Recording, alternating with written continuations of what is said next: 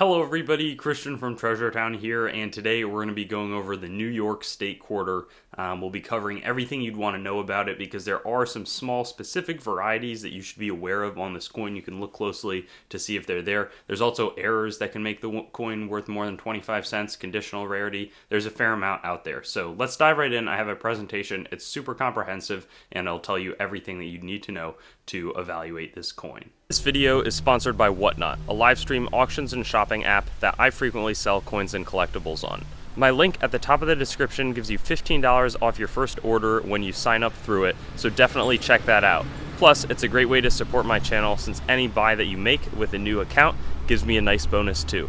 Hope to see you on some of those auctions. Let's get into the video. And let's dive into this New York statehood quarter. We're going to be looking at some of the back for the errors and varieties that have been quite valuable. But here's a little bit more information. We see the Statue of Liberty and the state's outline. And I think a big thing to look for, the most well-known variety is going to be the double die reverse present on some of the Denver Mint coins, where Lady Liberty, there, the Statue of Liberty, it's holding this tablet and has doubled fingers. So there's 7 fingers right there. Pretty significant. Accidentally pushed the slide there, but this one's going to be worth anywhere from $10 to $50, and if it's a really nice example, I think there's a good argument why it couldn't be, a little bit more than that. So it's certainly, more of a noticeable one versus some of the other more minor, like a doubled ear that's present with some of the other states. Now, there's not any doubled ears known for this one.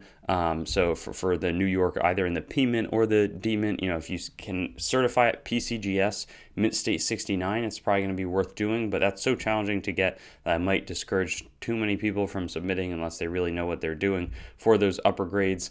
Some similar pricing for the 2001D New York quarter.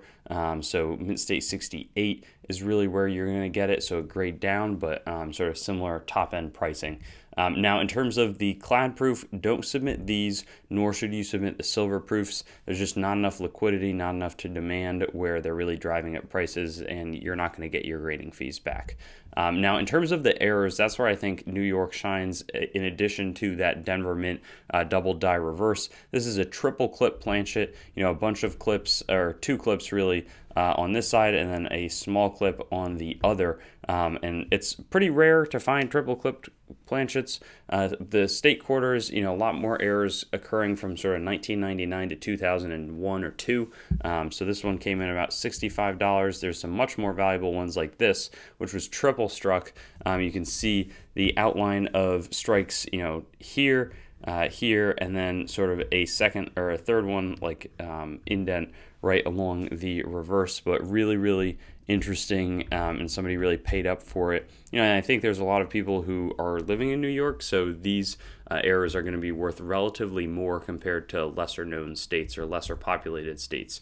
Similarly, this reverse clad layer missing coin where they're bonding the planchet together, 3 sort of strips of metal. Well, one either runs out when they're punching out the planchet or just wasn't there. It's most common on these state quarters and more valuable when it's the reverse that gets missing. And somebody paid up for this one. But the real sort of thing that takes the cake here, feeder fingers feed the coins, they're aluminum, into the chamber, but sometimes they would break off and then actually get struck, often multiple times, really jamming the process and causing huge problems. This one was struck on the end of a feeder finger with the New York reverse design, sold for $4,800, by far the most valuable New York quarter, that error coin that's sold. So it's great to show that one off here today, but that's going to bring us to the end. So it's really, a nice variety of errors, and then one main actual variety, die variety, as seen here, one of the more interesting ones. I could see this one getting listed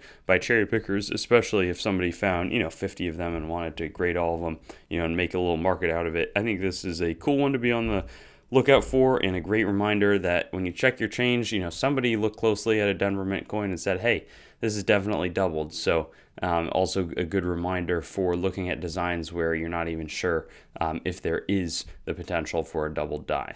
Thanks for watching the video, and don't forget to like, comment, and subscribe. Also, be sure to visit our website, treasuretown.com, to stay up to date on everything going on the channel and possibly get some great deals on coins and collectibles. We look forward to seeing you on our future videos, and best wishes until then.